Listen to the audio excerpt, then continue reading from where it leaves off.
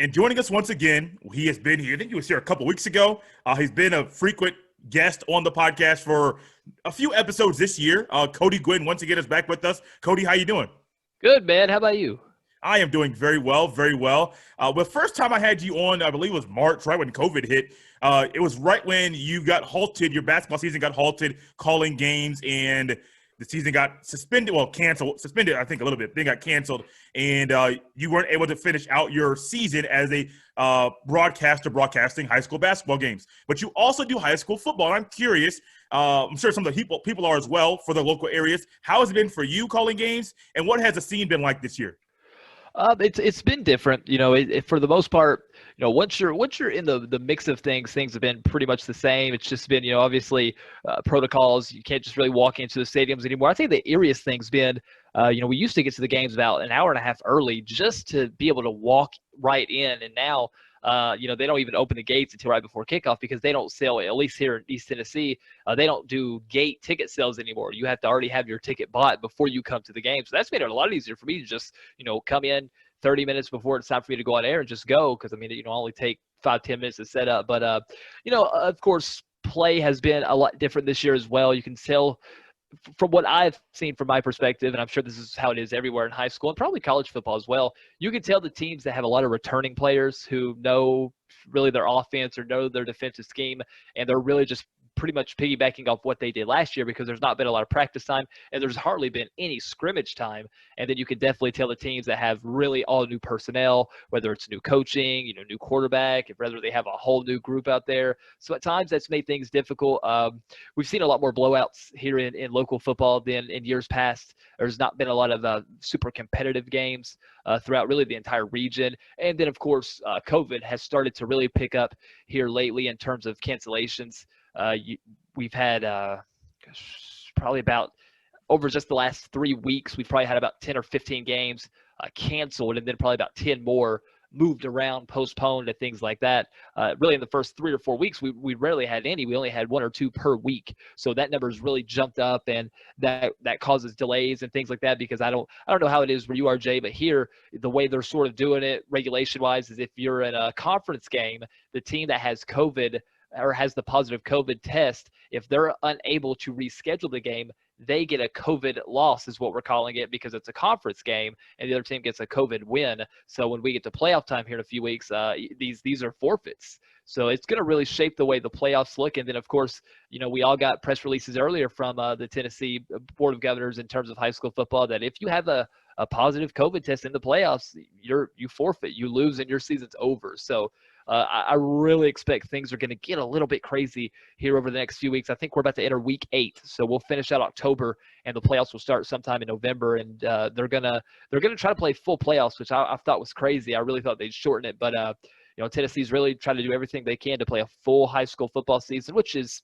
good for the kids to get to play a full season. But we've already seen a lot of teams lose 2, 3, 4 games already due to positive COVID tests. So, man, it's been a bit of a roller coaster just to not really know your schedule in advance. I think at the radio station we print schedules and we've redid them at least 20 times already. I mean, things are literally changing day by day, which, I just don't do anything in advance anymore. I've learned that lesson the hard way. So all my prep gets done on Friday mornings now because I'm not gonna work hard on Wednesday and find out my game's canceled on a Thursday. So, but once we hit the game, once kickoff happens, everything's really been on as normal. So it's mostly pregame prep has changed a lot this year.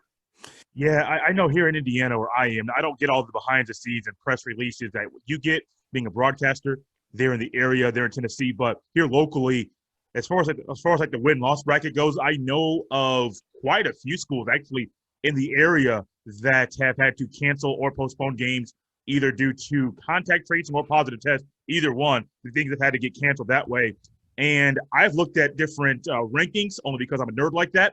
And I've tried to see win-loss records of different teams. And I've seen some schools, we're about to embark upon week 8 as well. So we have the same schedule as far as season-wise. But I've seen some schools are 7-0. I've seen one school is, I think, 4-0.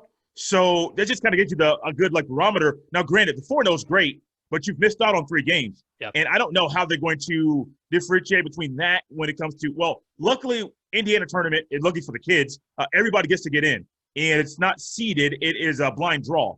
So there's no like if you're 4-0 in the season, say you're 5-0, another school's 9-0 at the end of the regular season, then it's not going to be like, oh, my seeding's going to be worse or better because I have four wins, 5 wins, someone else has 8 or 9. So that's a plus for the tournament makers because it's like, oh, if they had a seeded and one school played 2 or 3 less games, it'd be you're going to think coaches are going to go crazy. Parents will lose their minds. I think the kids, they're going to get mad, but it's not going to be the same kind of temperature. It's not going to be the same kind of effect as if a dad or mom or athletic director, head coach, they get mad and say, whoa, what are you doing? So it kind of saves those tournament makers, whoever makes the bracket blind, whoever pulls that blind draw, they have it a whole lot easier. But I have gotten out to a few high school games, and if you follow me on Twitter, you see pictures. I try to put videos up of different plays and things like that.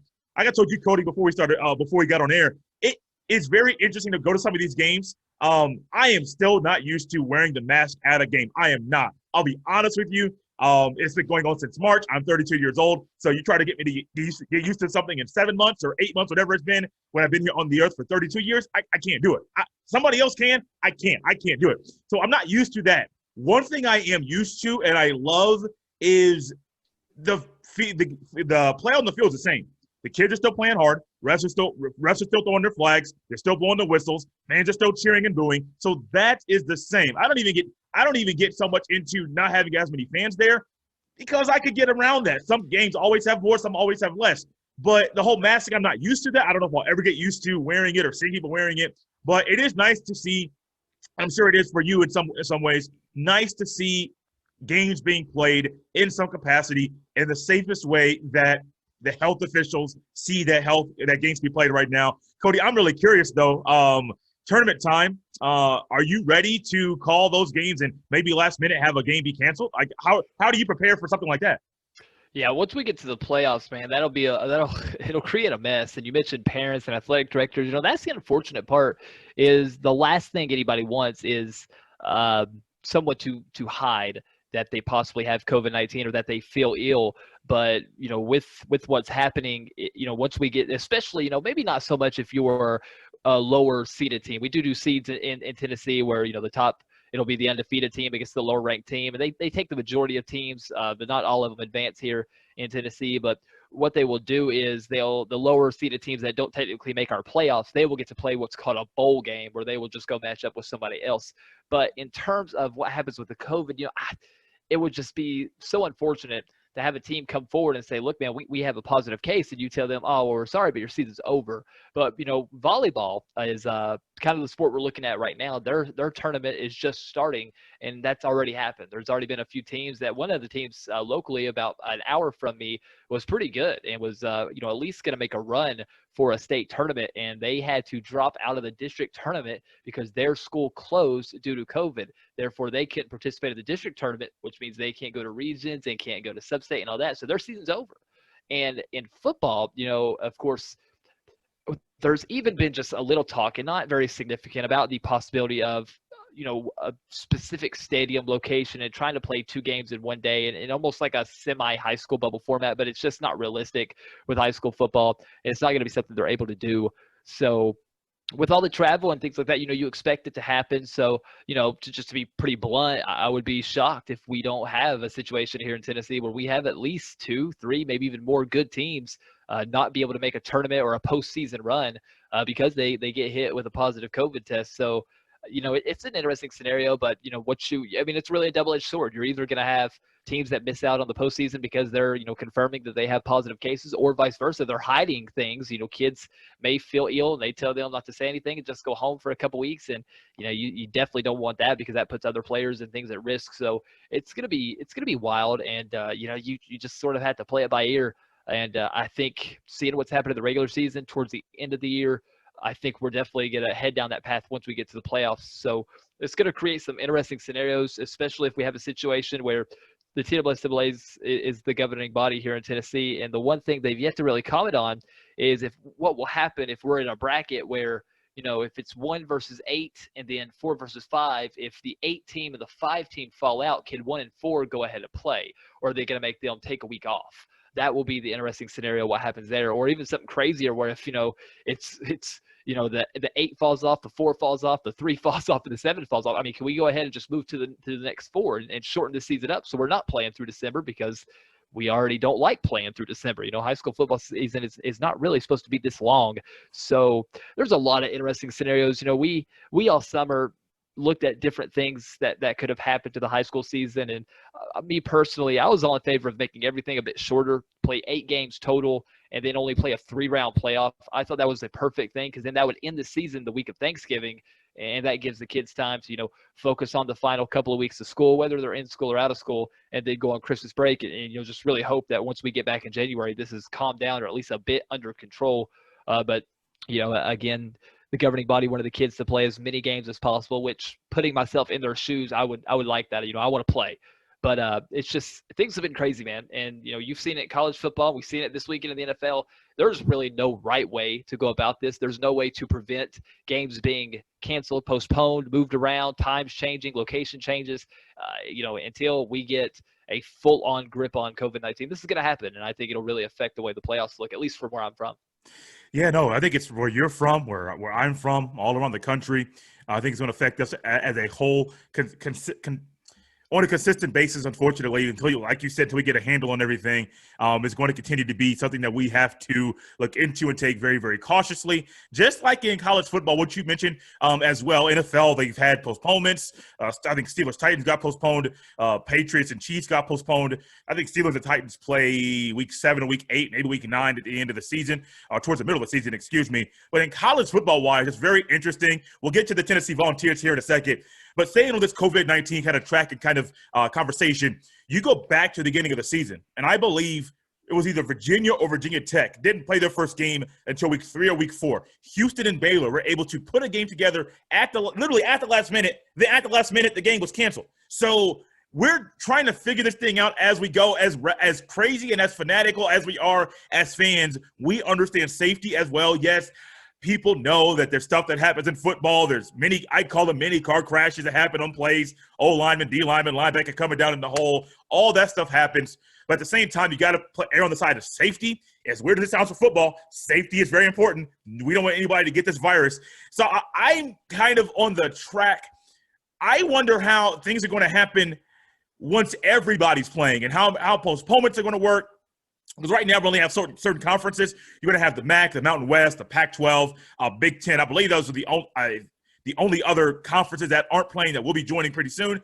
So I'm curious, and I don't know if there's a right answer for this. I'm kind of just thinking out loud as Cody and I are together today. I'm curious to see how fans, how coaches, how players, not of those that are playing right now, but how those that aren't playing, let's say week 1, you have, and I'm just throwing this out there because I host a podcast about this school. Let's say Ohio State and Nebraska. Let's say Nebraska flies from Nebraska, flies to Columbus for the game, and all of a sudden the game has to get postponed or canceled due to, well, I think it'll be canceled because there's no wiggle room in the Big Ten calendar schedule. Let's say that gets canceled because of a positive test. Well, you're going to have a trickle-down effect of not just Ohio State players and mentally how they respond, coaches how they respond, coaches' wives, how they respond, because they have to come. The coach has to go home. Many coaches have wives and kids, and so you're like, "Why are you here? The game got canceled."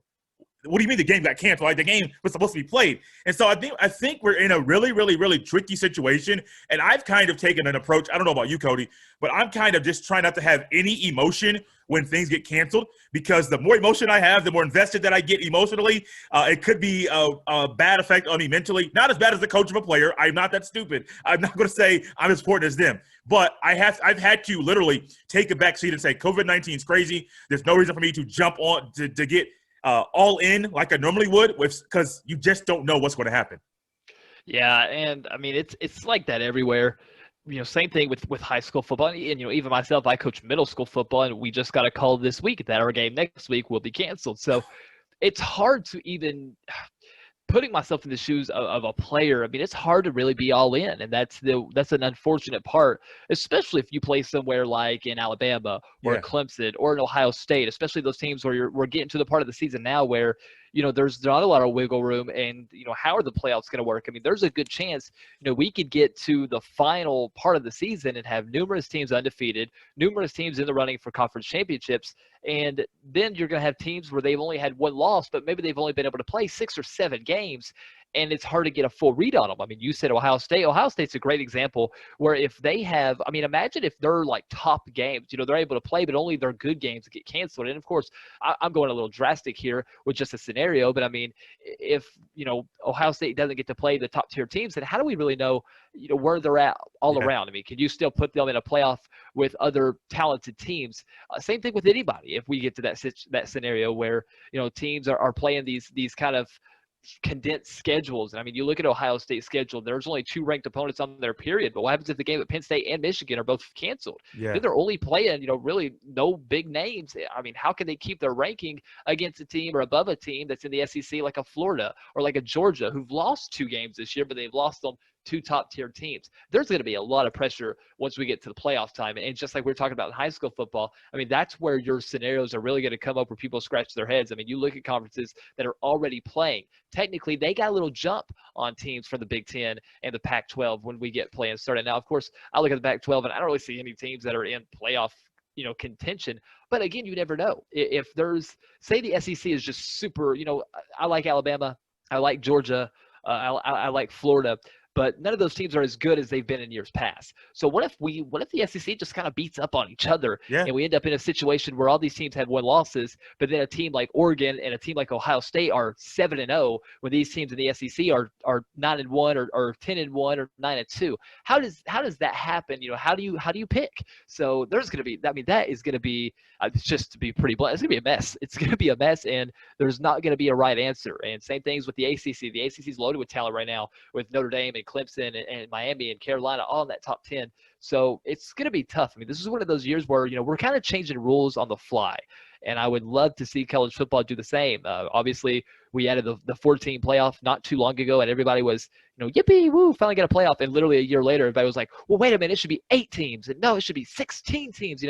If we're going to experiment, this would be the year to make it 8 teams and just play, especially if we get to the end of the season and heaven forbid, COVID is starting to slow down a little bit. We're able to kind of slow down the positive cases or get a better handle on it. If that happens, then, I mean, let the teams play an extra game, make an 18 playoff, kind of on a whim. So those are just ideas. I mean, again, this is one of those years where you can kind of make up things. Major League Baseball has been almost hard to keep up with because of how many teams are in the playoffs and, the 3-game wild card series, and they literally played it 2 days, and it was like the wild card was over before it even began because they only played a 3-game series, and then you move to the divisional series, and those games are going on, in a bubble, and it's just kind of chaotic.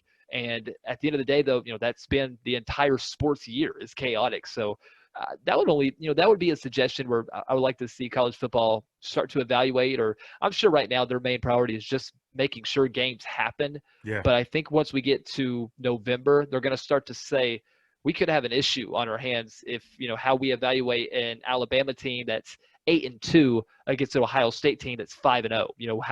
How do we balance those two, especially in strength of schedule, if per se Ohio State's lost their main opponent? So that's just going to be really hard to balance, and that'll be a big word come playoff seeding is balance and strength of schedule, because are we going to penalize teams because they couldn't play because of COVID? I mean, that's going to be an issue. Yeah, you mentioned strength of schedule, and I'm a person that at times I get tired of hearing that phrase only because with me being an Ohio State fan, a lot of times strength of schedule isn't there. As you mentioned earlier, outside of Michigan and Penn State, there's really nobody on the schedule that's really going to be much of a challenge. Now, Nebraska, Adrian Martinez, they're going to try to come in and do it. Let's be honest. We saw what happened last year. On the road, Ohio State smashed them. Come to Columbus, it'll probably be the same thing. Michigan State, we all know how that goes. Indiana's quarterback's talking trash. Michael Penix, I like you. My mom went to IU, so I want to root for you. Don't talk trash. You guys haven't done anything. Don't do it. And so you're right. You're exactly right. Like, I don't like the phrase strength of schedule because it affects me personally in Ohio State's ranking and their seeding at the end of the season with this current format. However, it is going to be very, very vital this year, maybe more than normal, because of what you just said. Like, who have you played? We hate saying it, but literally, who have you played is very, very important.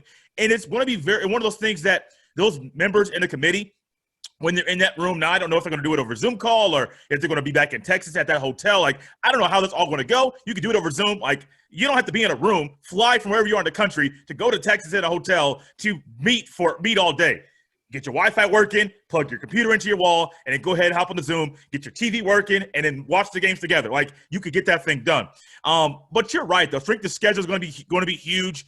How you play versus who you play is going to be huge. Like, even if you have a weaker strength of schedule, if you're dominating everybody, and I told you earlier, we talked about high school football. High school football in Indiana has a running clock, I believe, in the second half once the lead gets larger than 35 points. So we're not going to see a running clock in college football. But if you're dominating your opponent in a way that a running clock is thought of, or someone's asking about it, I think the Citadel and Clemson, I think that a coach was asking about a running clock or something with the second half of the game. They're like, no, we're going to keep playing. Like, that's the mentality that these coaches have to have. Strength of schedule is very, very key, but Cody, you got to play dominant against your opponent, because if you don't, you can find yourself outside of that 4 at the end of the season because you didn't take care of business in the way that you should. Yeah, and I mean, there's going to be so many teams to evaluate too, because I mean, just looking again, when we talk strength of schedule, it's going to be really number of games you've played as well, and they're going to look at that. And really, some will argue that maybe you shouldn't, that that's not fair, but I mean, you got to kind of put the blame on the Big Ten there, the Pac-12. You know, they pulled the plug before they had to, and every other team kind of hung tight. You wonder if the playoff committee will award the SEC and the ACC for, you know, staying true and wanting to play while the Big Ten said, no, we're not going to play. And they realized they were the odd man out, and now they're playing less games, and that's total. And that's saying if there's not games canceled or moved around, because there probably will be. But I mean, there's going to be a lot of teams to evaluate. You got to remember, BYU is an independent, so they're getting to play various teams. They're undefeated this season. You even got to start looking at teams in the Sun Belt. I mean, Louisiana has put on a show this year. They're 3-0. They've not looked, you know, obviously not a top 10 team, but just go to say, you know, what can happen. You know, if any of these MAC teams or these Mountain West teams just sort of run through everybody, I mean, how do you evaluate them? It's gonna be tough, man. It's not a job I'd want to have ever, but it's definitely not a job I'd want to have this year, because it's gonna be one of those things where you almost would just want to use the eye test. I mean, we know Ohio State's good. We had them in the top 3, top 4 all off season, all at the end of the season. It's been, you know, a foregone conclusion that Ohio State's going to be a title contender this year. So, you know, it's almost like even if they've not played near the competition of a one-loss Georgia team or a one-loss Florida team, you know, at the beginning of the year, we've kind of all agreed that Ohio State was probably better than Florida and Georgia. Do they pass the eye test? Is that what earns them a shot at the playoffs? I mean, there's going to be Ohio State fans who go, yeah, you know, we definitely deserve it. And then Florida and Georgia fans going, you know, whoa, we played way more games. Of course we lost one. We played more. So it's going to be hard, man. It's going to be really tough to pinpoint. And then let's be honest. I mean, with the COVID situation, if you're playing a pointless bowl game, there's going to be teams that just don't want to play, that just don't want to do that. And there's going to be superstar players that want nothing to do with that. I mean, we've already seen numerous players opt out before the season began. We've seen a few kind of opt back in, you know, just missing the field of college football, because, I mean, there has been some fun games and solid play. And again, a lot of guys do want to be out there with their teammates. But once we get to the end of the year, I mean, let's just go crazy scenario here. If Clemson ends up getting upset and then they end up falling out that top 4 and they're the 5 or 6 team, I mean, if I'm Trevor Lawrence, am I going out there and playing a random bowl game when I'm the foregone conclusion number 1 overall pick in the draft? I mean, if it's the Jets, I might go out there and get injured and hope they don't pick me. But if it's anybody else, I'm probably going to say, I'm just going to take this off. Yeah, you're spot on there. Speaking of football right now, with the way things have gone, it's been tricky this year, but you mentioned a word. I believe the word was FUN. There have been some fun games out there. You're a Tennessee Volunteers fan, correct? Yes, sir. As you have watched those games, have they been fun to watch? Yeah. Week 1 was a lot of fun, and then seeing Tennessee beat up on somebody was fun too. So through 2 games, yeah, you know, I've liked what I've seen this year, and I'm pretty surprised too, because, you know, Tennessee was one of those teams that ran into some COVID issues, and they were unable to scrimmage really at all. And really, I know a lot of teams didn't get to scrimmage much, but Tennessee really never did. I mean, it wasn't because they didn't, it was because they couldn't. I mean, they did not have enough for 11 on 11. That's how bad they were beat up with, you know, not all the players testing positive, but the tracing and all those things, just a precautionary measure. Tennessee's first real game style action was literally in the game against South Carolina. So taking all that into account, I've been real impressed with Tennessee. And, you know, there was big expectations this year. And so far, you know, through 2 games, this is what you wanted. You wanted momentum because again, playing an all SEC schedule is spoiling fans, but it's tough for especially a team that's not the big name. So it's only getting harder. Tennessee's got 2 games in the bag, but man, it's a tough road from here on out. Man, speaking of tough, but I had no idea going into the season that they had that much trouble as far as preparation for the season, and that their first real test against each other, either a scrimmage or whatever, was against South Carolina. I'm watching that game, and I rewatched most of it back and forth, doing things at home. And as I'm watching the game, I'm sitting here thinking, this is actually a better Tennessee team than I was expecting. Some issues on third down. I don't remember how many third downs they didn't convert, but there was I think I only converted one till late in the third quarter. I'm thinking, golly, this is horrible. But however, they're fun to watch. And as we were talking, I checked the rankings, and I went to the ESPN app. They go right down to the number 15, and lo and behold, Tennessee's number 14. I was not expecting that going into the season, but maybe you were, as you pay more closer attention. I try to go everyone as a great landscape, but you being right there in the thick of things, were you expecting Tennessee to be right where they are at the end of after playing 2 games?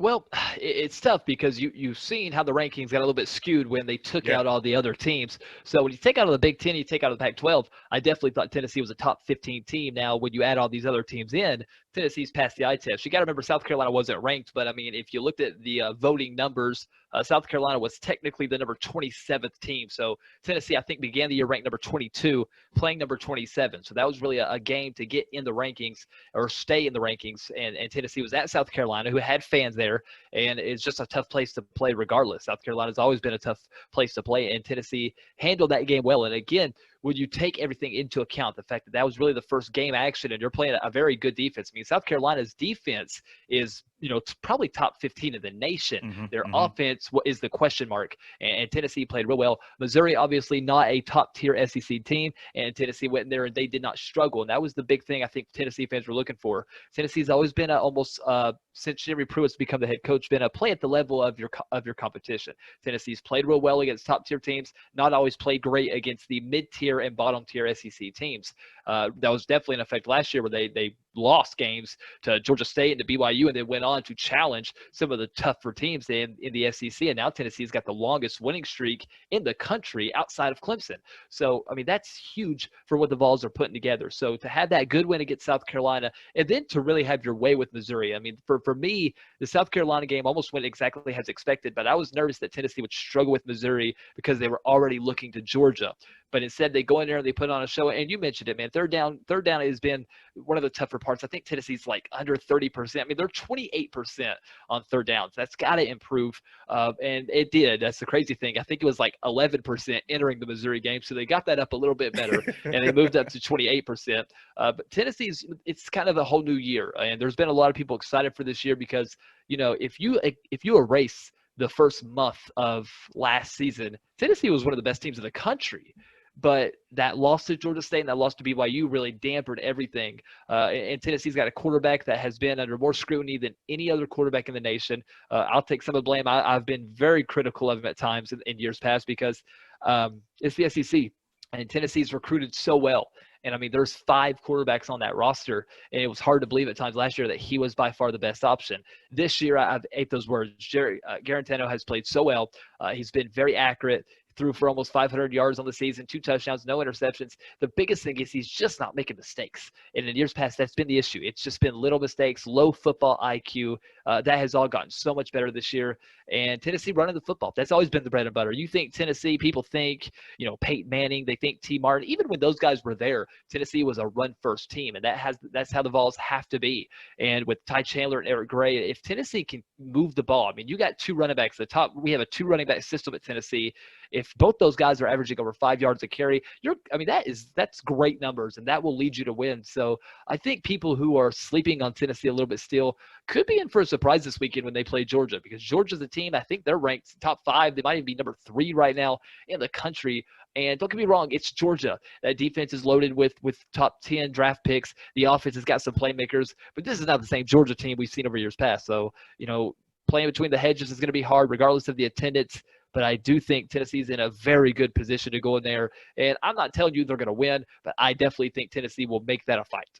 Oh, I'm right there with you. And you mentioned Georgia going into the week. And I know last week on the podcast, I mentioned that Georgia versus Auburn, I mentioned that JT Daniels was medically cleared to be the quarterback. And I had assumed he was going to get the starting nod, QB1, going into that last week's game against Auburn. I turned the game on. I see Stetson Bennett. Now, I'm not expecting a guy who's all year long, all offseason. You got Jamie Newman, then you got JT Daniels, then you got DeJuan Mathis, and then Stetson Bennett, who nobody talks about, who even I heard about a month ago that the coaches actually told him, we don't think there's a spot for you on this roster, on this team as quarterback. And then the week one, DeJuan Mathis goes out because he was playing horrible. Like, he wasn't playing good at all. And then Stetson Bennett comes in, plays okay, they win the game. And then last week, he played well enough to win the game. I'm not saying he played bad, and I'm saying he played amazing. He played good, above average, and well enough to win the game and to fit inside the mold of the offense that Kirby Smart has there. But as I look at this team, Stetson Bennett has to keep in his mind, not DeJuan Mathis. JT Daniels was brought in to play football at this school at some point. Now, Jamie Newman did transfer in. Now he's out. Everybody, even coaches, fans, probably some of your teammates that you're throwing the ball to. I know George Pickens was probably thinking, JT Daniels, me and him going to have a connection. Hold on, who is this Stetson Bennett guy? Why is he throwing the ball? Why is he back there calling the shots in the huddle? So I know Stetson Bennett has to have all of these thoughts in his mind, knowing what kind of matchup. All I heard all week, Georgia-Auburn early in the season is completely different than the normal schedule that you normally have it in the later part of the season. But coming off of that Auburn win last week for Georgia and Stetson Bennett, as you said earlier, don't sleep on Tennessee. Those Volunteers are going to go down there to Athens and prepare to win the game. However, I'm curious, and I don't know about you, with the quarterback situation at Georgia, it's stickier and maybe messier than I expected going into the season. Jimmy Newman out, as I already said. DeJuan Mathis got benched. You still got two guys out there, Stetson Bennett, who's starting, JT Daniels, who thinks he may come in. Stetson Bennett at some time, Cody, may be thinking, hey, if I make one mistake, if I don't convert this third down, if we don't score in the red zone, I'm getting pulled, Cody, and JT Daniels is coming in to lead the offense and do, hopefully, what I was not doing. Hopefully his team wins the game, and he may be out of a job, which he literally just got. Yeah, JT Daniels, and you mentioned it, when these guys are transferring and they're, graduate transfers, this is not the case with JT Daniels. He's still got years left where he can play at Georgia, so this isn't a one-and-done situation we see everywhere.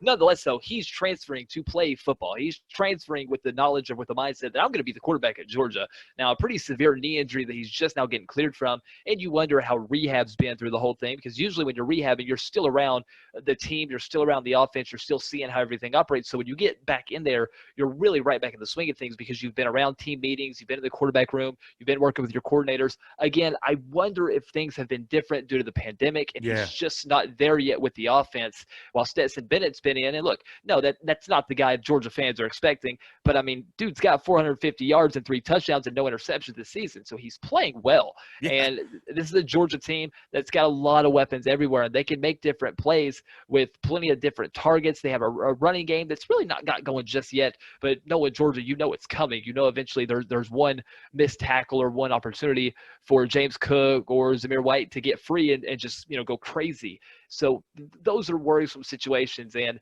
for Georgia, I think their defense is so good, and they do have so many pieces around you. I mean, look, there's teams all over the country that are trying to find one good quarterback, and Georgia's roster probably has 4. Yeah. I mean, you mentioned Bennett, you mentioned Daniels. DeJuan Mathis may have lost the job, but he's only a freshman. I mean, he came in here, tall, skinny dude, didn't even know if he was going to be a quarterback. There was talk about him changing positions. Dude's a quarterback, and he's going to be a problem going forward. And then you mentioned Jamie Newman. Obviously, a lot of people had high expectations for him as well.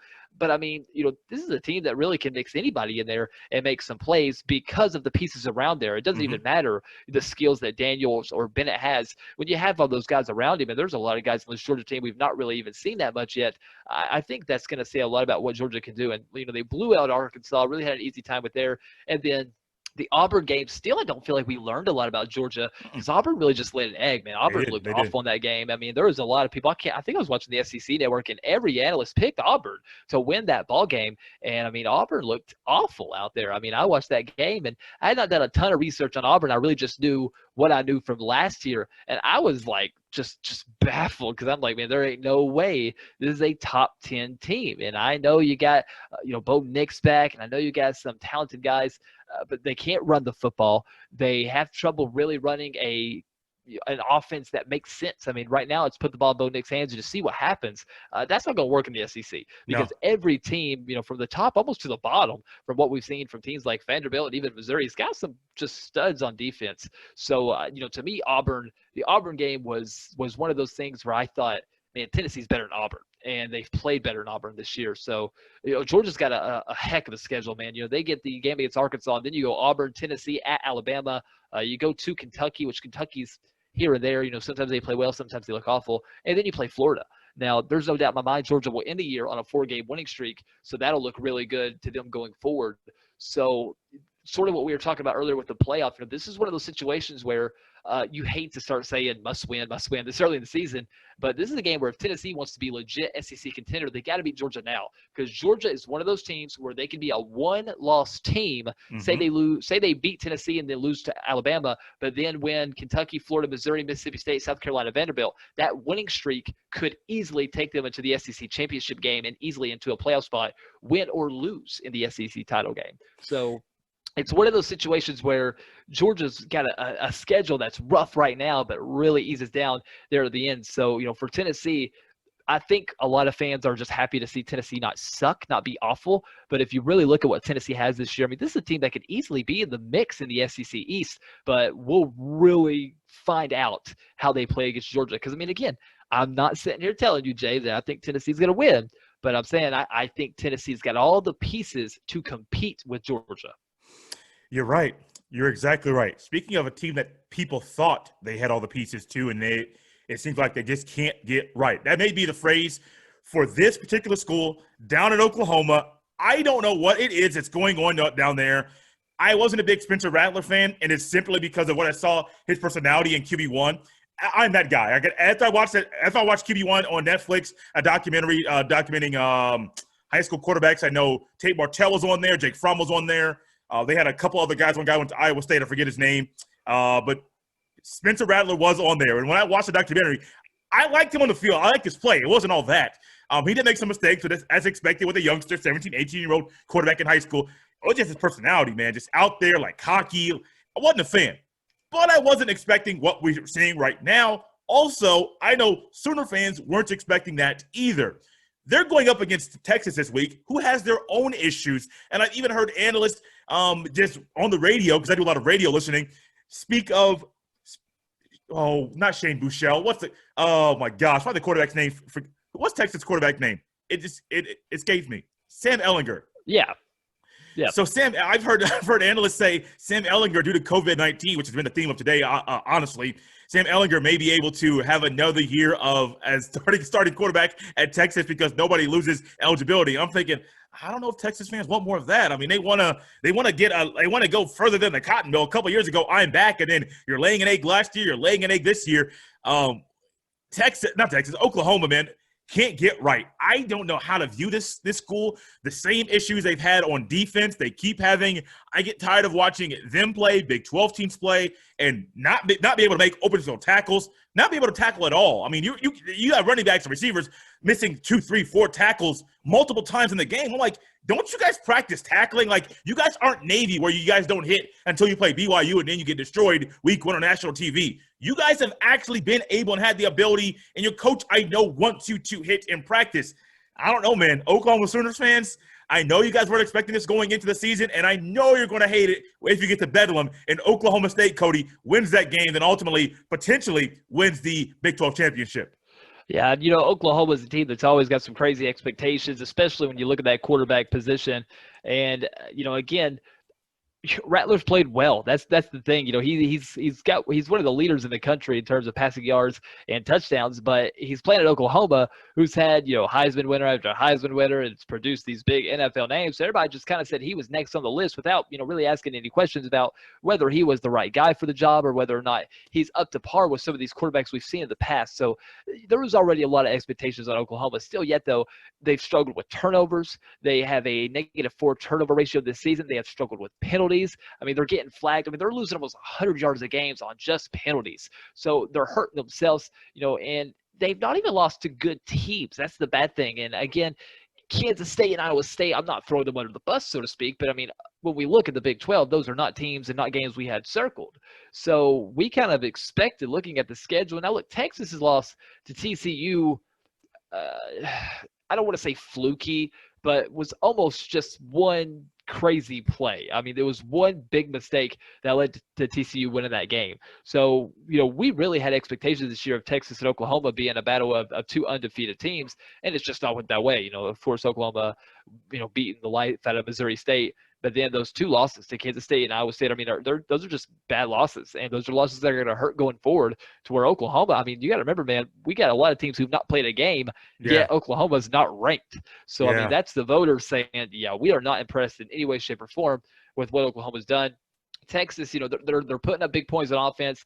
Texas Tech game was a big time shootout, and Texas Tech's one of those teams that's kind of on the fence. They show signs of still being a pretty relevant team, but also just don't have the defense there. 63-56 final score says all you need to know about both teams on defense. That's going to be a good game, and really the way I look at it is Texas needs to come out and put on a show. Texas needs to come out with Ehlinger and just really show that they have all the pieces. They have multiple guys who can make plays happen, on the ground. And that's what they got to go to. Keontae Ingram, Rashawn Johnson, Ehlinger himself, those guys need to run the ball well. They need to run over this Oklahoma defense and try to make plays, set up your passing game, and go from there. I mean, to me, and look, I know Ehlinger is a guy who's been around a long time, one of those dudes who feel like he's been at Texas for 55 years. I feel like he took over for Vince Young. He's been there for a long time. But it's starting to get to the point where if Texas accepts the fact that, look, we're not a contender in the Big 12, we're not a playoff contender, it might be time to start looking elsewhere. It might be time to see what Casey Thompson can do or any of those other quarterbacks on the Texas roster can do and start looking towards the future of Texas football. I mean, this is a team that's always going to have top-tier recruits because they're still the team to go to. If you're a big-time Texas recruit, then you're looking at going to Texas. That's still not changed. So that's the one thing Texas has going for them. And then Oklahoma, I mean, Oklahoma, to be honest, has really taken advantage of transfers over the last few years. Yeah. Recruiting-wise, we've not really heard their name pop up near as much as we did years past. But still, I didn't expect them to lose two of their first three games of the season. I had much higher expectations of what Oklahoma can do going into the season. And this is going to be a tough game. I mean, 1-3, and then going to play at TCU and at Texas Tech. I mean, there's a chance that we're looking at an Oklahoma team that could literally be 1-5, as crazy as that is, because that's just how the schedule's lining up, and that's even wild to say. So if you're Oklahoma, I mean, I said it a minute ago, and I'll say it again, Jay, I hate saying this on October or the week of October 10th when all these games will be played, but Oklahoma needs to win this game.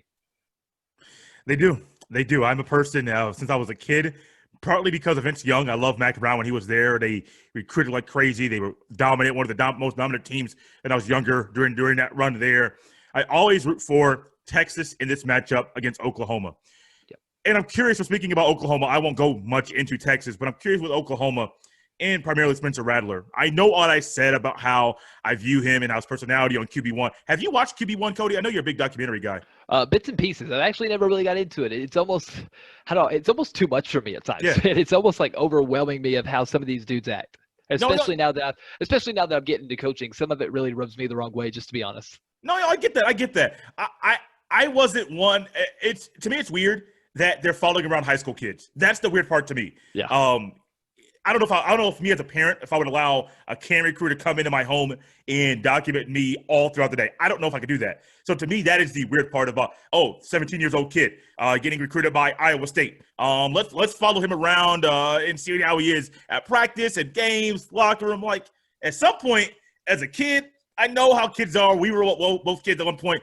I would want my privacy. I wouldn't want to wake up and have a camera right in my face like, hey, bro, back up a little bit. I would have loved it. What's that? I would have loved it. Oh, yeah. Why? I would have ate it up, man. Being an athlete and stuff, I would have ate it up. But that's one of those reasons I can't watch the show, because I always say, man, I would be the same way. I would be walking around like I am. Because imagine how your confidence would be if, this crew is like, man, we want to follow you. I'd be like, yeah, of course you do. I'm the best player in the country. It gets in their head. So that's one of the reasons also I'm against, because that's what it's going to do. Think about you in high school. Someone saying you look nice today boosts your confidence for a week and a half. So you get a film crew coming to watch you this season. These dudes are on cloud nine, and then you go to Oklahoma and you're a freshman starting quarterback, and you figure out that all these dudes you're playing are also really good, and we kind of see what's happening. Yeah, you're true. That's very true. But I'm curious, with you not just broadcasting high school ball, coaching middle school ball, I'm curious how you view this expectation that the media thrust onto young people, primarily Spencer Rattler in this situation. How Spencer Rattler came in, highly touted recruit, went to Oklahoma. You stated it earlier. They have a great track record of quarterback transfers, highly caliber Heisman candidates, Kyler Murray, Baker. Why names are escaping me. Jalen Hurts. I don't know why names are not in my head today like normal. It's weird. But Jalen Hurts, and you have all these top recruits, and you're just basically saying, I'm a top recruit. I had QB1. I hear the media behind me or in my ear in these articles. He's the next guy. He's the next guy. He's the next guy that's going to be right there in the Heisman race. First year under the offense fits him. The scheme fits him. He's going to be right there in New York, right there, potentially holding up the Heisman Trophy. And we're like, we haven't seen this cat play once. So I wonder, and this is not, I know I could be critical of this as well, guilty of this as well, but I'm curious if the media, mainstream media, has been a big issue with how people view Spencer Rattler, Cody. Oh, I mean, that's so tough because it's to the point now where we're in 2020. You gave a lot of athletes a pass 10 years ago for this because the media was always changing, and it used to be they were only around you on game day, and then as years progressed, they were around you more off the field, and now it's to the point where, like you said, we're following around high school kids. So it's really to the fact where you should almost be used to it. You would almost soap someone like Rattler. I mean, he just dealt with this as a high school senior, and he handled it fine. So now you come to Oklahoma, but I don't know if it's really one of the things that the media plays. Of course, the expectations are unreal Yeah. for all these quarterbacks right now. I mean, Trevor Lawrence is one to keep in mind. I mean, people have been all over him since he was a freshman, and he's handled that so well. And here he is years later, still the top quarterback in college football, still expected to be the top overall pick in the draft. And I mean, we've been talking about him being the number one pick in this year's draft since he was literally a high school junior. So he's done well with that. We've seen so many freshmen come in and deal with this stuff well. For Rattler, though, it's just a situation where Oklahoma is just not as good this year as we've seen in years past. It's a team that's lost a lot. They've yet to put it all together. And he's still – and that's the thing, Jay. Look at us sitting here, talking about this. This dude's got 970-plus yards, 10 touchdowns to 4 interceptions. He's had some issues with sacks. He's not ran the ball well. He's had a good year to be a true freshman quarterback. Yeah. It's not – I mean, you got to remember, this dude's undersized. I mean, no matter what you want to talk about, the Russell Wilson effect where these small quarterbacks have a chance. Now, give me a break, man. Give me a 6'6", 220 guy any day besides, a 6'1", 90 freshman, which is what Rattler is. I mean, he's a smaller guy. So – again, it's hard to always say, that the media hypes up things. I think Oklahoma is just a name value team. Every year you want to see more. You think they're a title contender, which again, this year, I think we sort of accepted they weren't a title contender, but I mean, I still thought there was a good chance Oklahoma could be a contender in the Big 12. And again, never would I have thought that, if they were going to have 2 losses in October, I would have said, yeah, we know Texas and the TCU game on the road is going to be tough. I never would have thought we were talking Kansas State and Iowa State. And it's just sort of what's happened here is where, they've lost these 2 games early. But look, going back to Tennessee last year, Tennessee lost 2 way worse games than Kansas State and Iowa State. And everyone was, fire Jamie Pruitt, flip things over, get rid of everybody, play all the freshmen. And Tennessee turned it around so quickly and ran through the second part of the season. If Oklahoma can beat Texas and then beat TCU and clean all that up, it really takes a lot of pressure off everybody going forward. And, that's really the point of this year is you hope to see teams not get their bubble bursted, so to speak, if you're losing early games. I mean, you're still getting the opportunity to play, and Oklahoma's got a lot of youngsters. It's not just Rattler. They got a lot of freshmen getting playing time this season. They're a younger team, so that's going to be vital to just keep playing going forward. And this is a big matchup, against Texas. This is going to be in Oklahoma, or it's going to be more so of a home game for Oklahoma. They're going to have a chance to defeat a ranked Texas team and knock them out of the rankings, and it's an interesting scenario for Oklahoma. But, I mean, we've seen a lot of freshmen over the years. The media is a crazy thing, and I don't know how many of these athletes deal with it these days because, it's not just on the game day. It's not just once you reach peak college football. I mean, there's kids doing interviews with big name, organizations and media outlets now as freshmen in high school and, seniors in high school doing documentaries for Netflix. And then, when you play college football, I mean, all that's below you now. I mean, you're big time. You're a superstar. So it's hard to keep a level head, but I do think Oklahoma may not be their year, But I do like what I've seen so far from Spencer Rattler. And as a true freshman, I mean, there's not a lot on that Oklahoma quarterback bench behind him. I think this is his team for at least 2 more years. Oh yeah, I'm right there with you. Right there with you. Do you have any lasting comments? I'll make one quickly about college football season, the way that it's gone. I'll kind of give you some time to just think about something very quickly before we wrap this up. But with this college football season, I've told myself, I kind of alluded to it earlier, but I've really made myself kind of just sit back and enjoy every second of it. The games from 12 o'clock noon all the way up until later in the day. Don't get upset about Pac-12 after dark. I've just learned to accept it and enjoy every second. Eventually, we'll get those late West Coast games. We'll get more of those BYU later games. Boise State will start playing. I know people love the blue turf. You'll get USC. You'll get your Oregon. You'll get your Cal. You'll get your UCLA. But you'll get those squads that are playing later in the evening, so it feels like a traditional, true college football Saturday. And I just keep telling myself, just enjoy every second.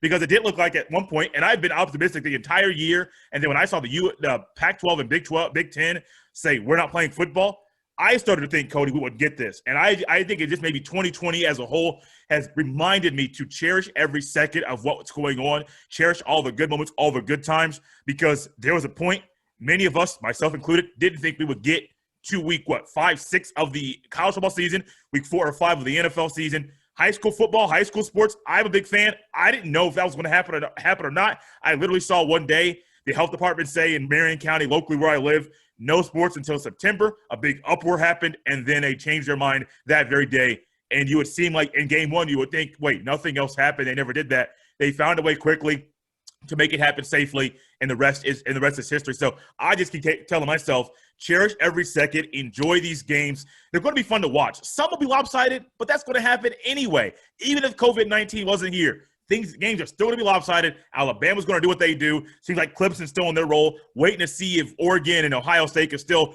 duplicate the success they had last year. Just enjoy every second. Cody, any lasting comments about college football, man?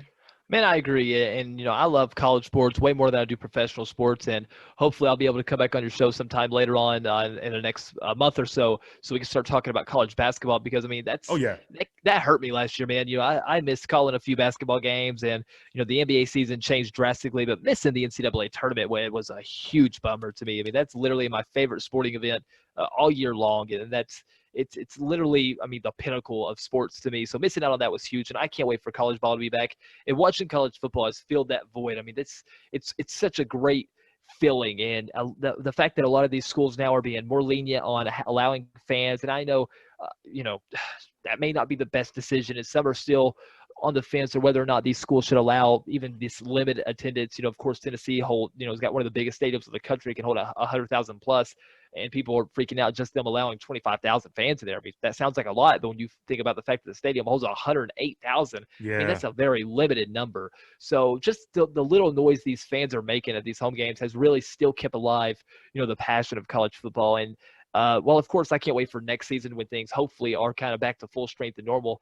It's been fun just to watch, just to see these teams go at it. And we still have so many good games. And, I'm super excited for Tennessee and Georgia. And, of course, I've loved watching Clemson play football. They got some big games. They play Miami coming up this weekend. That's going to be an awesome game. Miami's out of nowhere a top 10 team with a lot of expectations. We're going to get Clemson at Notre Dame later this year. Those are fun games. The Florida-Tennessee game is going to be a December matchup, and that's a huge rivalry. Tennessee and Alabama's got some big games. Of course, with Ohio State and the Pac-12 coming back, you have so many big games to look forward to. And the one big thing about the season is almost at times you sort of stop yourself from looking too far ahead. And you mentioned it just being happy we have anything. And that's happened a lot this year where maybe the game you've wanted to see has been scrapped and jumping over to the NFL. Of course, I had a terrible Sunday because I really wanted to see Pittsburgh whip up on Tennessee, and Titans go and their whole team gets, COVID-19 and that game gets moved. So what happens is Pittsburgh, who had the greatest bye week 8, that's the perfect bye week. It's the halfway point. Instead, they get a week 4 bye week. Man, that's just not fair. But anyways, that hurt because I looked forward to that game almost all week. But that's how it's going to be with every sport. We're going to have these situations where these things happen. And luckily, with every team back, you're going to have a game to watch each week now. You're literally 2-3 weeks away from having college football almost back to normal. And you mentioned that with the Pac-12 games and the Mountain West going to come in, and we'll have some midweek MAC matchups, man. They're always fun to watch. And things will start picking up. We'll start being able to talk about the playoffs and start talking about seeding as we have on this show, because that's going to be a huge talking point going forward. But seeing college football, man, gets me so optimistic about college basketball. And I'm starting to get, there's a little chill in the air to some people that makes them feel football. But even though I'm coaching football and talking about football and commentating football, I can't help to think about basketball, man. I'm just real excited to see, Duke and Michigan State and Gonzaga all back on the floor this year. So my lasting comments about the college football season is it's got me pumped for the return of college basketball and however they do it. I know there's so much talk about, the battle of the bubble and how they're going to do everything. I'm real anxious for that. But, I'm just so excited that we're getting college football, because like you, man, there was a lot of days where I think a sacrifice may be in order. And if you have to sacrifice a season to ensure safety of all these athletes and ensuring the future of the sport, that may be what we have to do. But I'm glad they figured out a way. And I mean, you got to think, man, we're talking about 2-3 postponement cancellations a week in college football. And these are teams that are traveling and have all these staff members with them. So that's really a good number, if that's what's happening right now. So I hope that number can stay there. We don't have any major issues, and we don't have any instances where multiple games for the same conference are getting canceled or postponed, especially once we add the Big Ten and Pac-12, who, like you mentioned earlier, there's no room for error. I mean, we can't move stuff around. We can't add games of the week. We can't stretch out the season. I'm anxious to see how that goes, but man, I'm excited. This is a great thing to have, and I know this has made a lot of people who have been bored out of their minds for the last few months. It's nice to have something to look forward to every weekend. It does. Cody, you mentioned basketball, and earlier today, I'm a big high school sports guy, basketball, football, and I saw that there was a local high school about 10 minutes from me who's having kind of a showcase day in December the 5th. They're having like 6 or 7 games. Dude, I'm eating this stuff up. Like we didn't get the tournament. We didn't get anything all summer. I mean, even baseball. We're not the biggest baseball guys, but I'll still watch. I'll watch a little bit. Like I want to go to a game, get some popcorn a little bit, sit there and sweat all day. But yeah, my basketball season's around the corner. Cody, you'll definitely be back. Thanks for coming again on the podcast. Listeners, get used to this voice. I know he's been on quite a bit throughout the year. But get used to this voice. Cody and I will just get back and have fun chopping it up. Hopefully once a month, just trying to make sure our schedules line up and have fun. Basketball season. He'll be ready for it. I'll be ready for it. I hope you guys are. Cody Guinn, thank you so much for coming on here on the podcast. Yes, sir. Thanks for having me.